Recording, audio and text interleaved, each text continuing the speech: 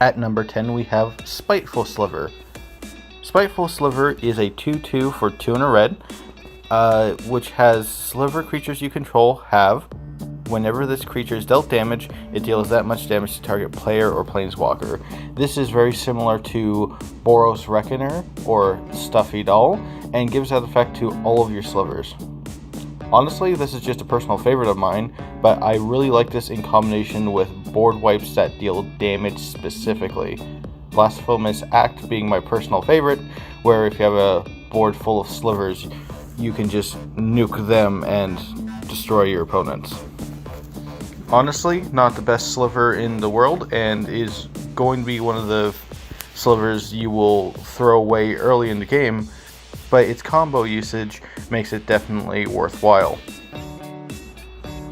At number 9 we have Quick Sliver. Quick Sliver is a 1/1 for 1 and a green. Creature type, of course, is Sliver. It has Flash, and any player may play Sliver cards as though they had Flash. It gives every one of your slivers a Vidalcan Orrery effect. Now, Flash means that any slivers that have a tap ability can have this card flash in and provide additional utility. Additionally, you can flash in a blocker, or if you have effects that matter when slivers enter the battlefield, you can do so at instant speed. In general, it's not a very beefy sliver by itself, but it is definitely a great combo piece and will do great in a sliver commander deck. At number 8 we have Ward Sliver. Ward Sliver is 4 and a white for a 2/2 sliver. As Ward Sliver comes into play, choose a color. All slivers have protection from the chosen color. This effect is amazing in 1 versus 1 games, but in multiplayer commander games it's going to be a bit worse for you. Giving protection from a color, especially from red, will prevent damage from board wipes, which is fantastic. It will also let you push through damage if you really need to. If you have the ability to reset the Ward Sliver with another sliver coming up on the list, you can effectively change out the protection, and that effect is very powerful. It by itself is not a very strong body, but the protection more than makes up for it, and that is why it's number 8. At number 7 we have Harmonic Sliver, one of the few slivers you will play outside of a dedicated sliver commander build. For 1 green white you get a 1/1 sliver with all slivers have, when this creature enters the battlefield, destroy target artifact or enchantment. This means that every single sliver comes with a naturalize effect, and effectively you'll have an aura shards on the field.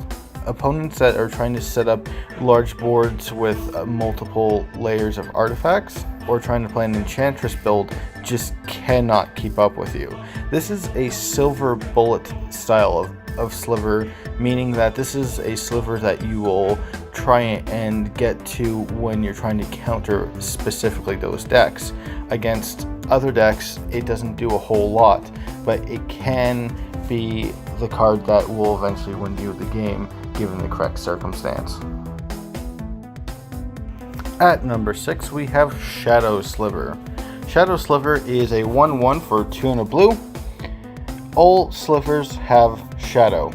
Shadow meaning this creature can only block and be blocked by other creatures with Shadow. As basically no one plays creatures with Shadow anymore, this just means your slivers cannot be blocked.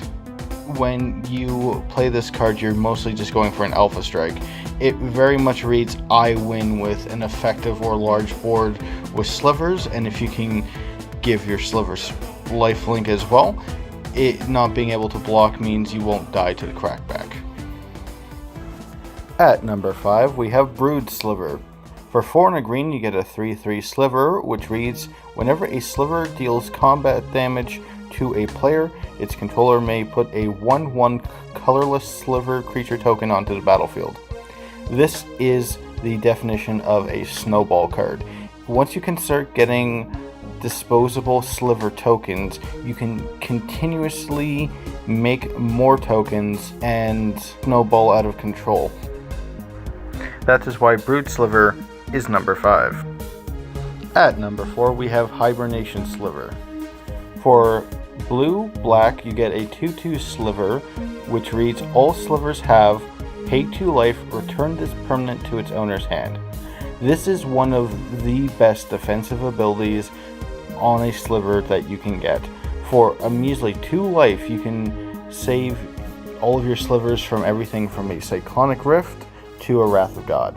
By far one of the best defensive slivers you can get. When combined with Quick Sliver to give your creatures flash, you can pay 2 life, return a sliver to your hand, and then immediately cast it again. By far one of the most powerful things you can do in a sliver deck, and is one of my personal favorites.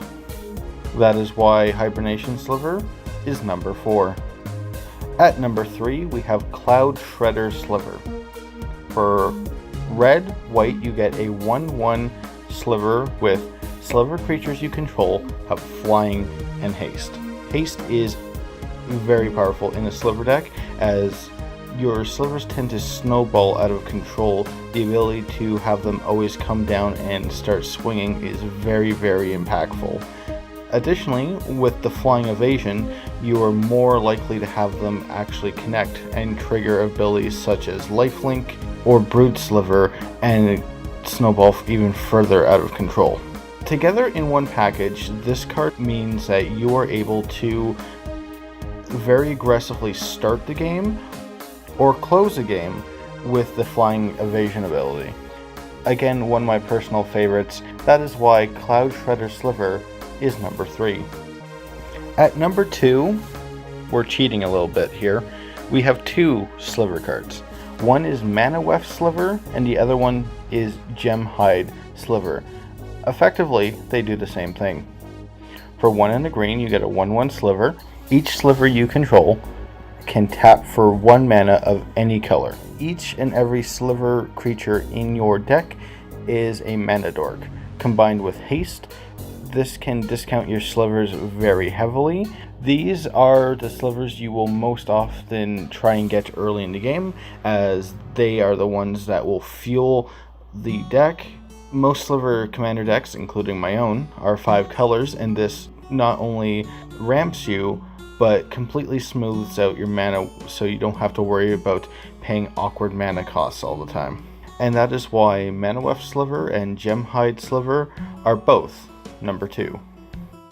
At number 1, we have Homing Sliver, a 2/2 for 2 and a red with Sliver Cycling for 3. Sliver Cycling reads, pay 3, discard this card, search your library for a sliver card, reveal it and put it into your hand. This gives each sliver card in each player's hand Sliver Cycling for 3 as well. This one card will let you search out every other card on the list. This card is far and away the most important card to get out early. You are able to get any one of your silver bullet slivers to be able to effectively manage and control the board. This card is number 1 simply because it can become any other sliver on the list or any other sliver in your deck. That is why Homing Sliver is number 1. Thank you everyone for watching today's top 10 slivers video. What did you think? Are any of these slivers in your commander decks? Did you not hear of any of these slivers before? Let me know down in the comments. Alright nerds, that's it for today. Always remember to subscribe if you're new. Please leave us a nice like and also leave a comment. Other than that guys, have a great day.